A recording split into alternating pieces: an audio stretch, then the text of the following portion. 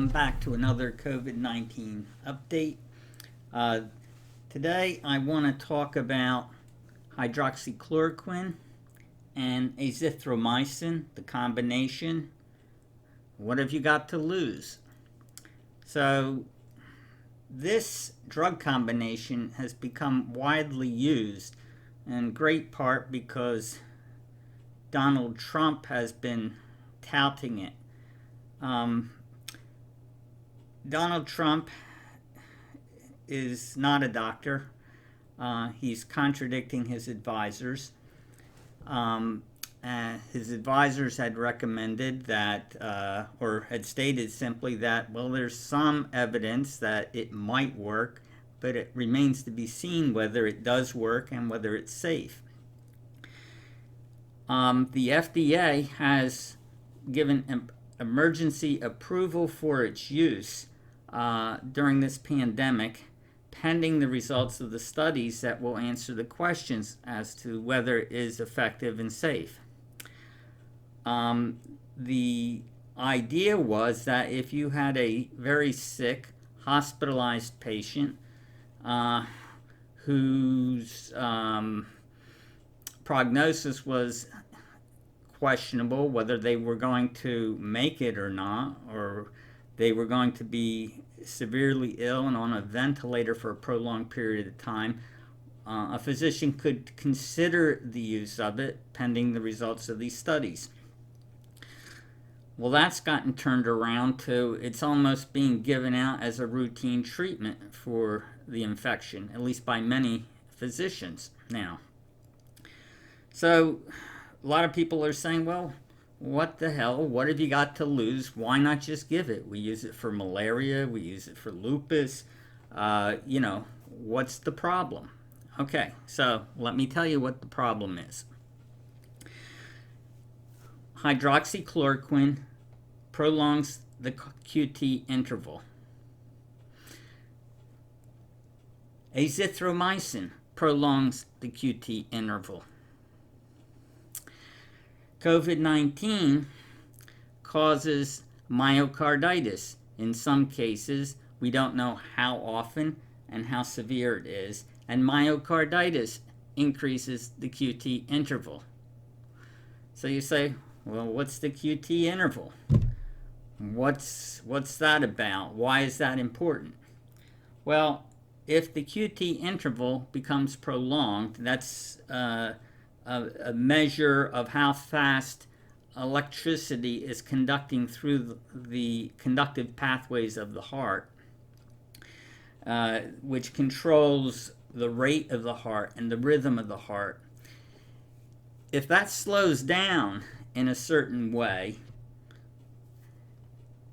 then you increase the risk of an arrhythmia, irregular rhythm, called torsade de pointes. And it's a French name for a specific pattern on the EKG that occurs in this situation when the conduction has slowed in this way. So, well, you say, well, so what? Why is that important?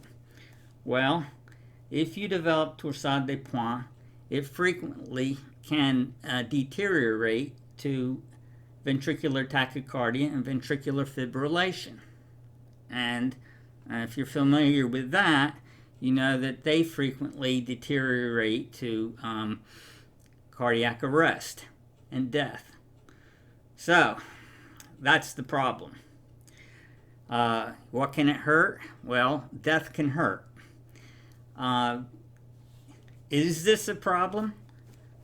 We really don't know. We know all this stuff can happen, but we don't know how often it happens, how much more of a problem it is with COVID-19, or is it quantitatively significant or not. But, I've seen cases where they're relatively mild and people are just automatically prescribing it as if it's, Tylenol. And it is potentially serious. The other thing about it, forgetting the torsade de pointes arrhythmia, look up the side effects of this medicine. It's a humongous list of side effects you can get from it. And 2, look at the drug interactions. So, if you don't take any other medicines, fine. But many people are on a long list of medicines to begin with, even before they get sick with this. And then when they get sick with this, they're often put on other medicines besides. I mean, heck, this is a combination of 2 medicines to start with, both which can prolong the QT interval. And a lot of the drug interactions involved further prolongation of the QT interval. And each thing that you do, either another drug or a myocarditis or whatever, that increases, it's all additive. So the QT interval gets longer and longer and longer until finally you go into this arrhythmia and potentially die.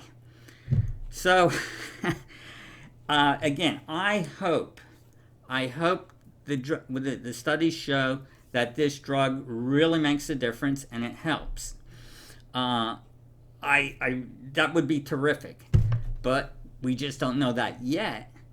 And we don't know if maybe the death rate is going to even be higher in those people getting this drug combination because of the side effects that I'm talking about. We don't know, the studies aren't in. So I think we should proceed with more caution than we seem to be proceeding with at the moment. So, my opinion. Thanks for watching.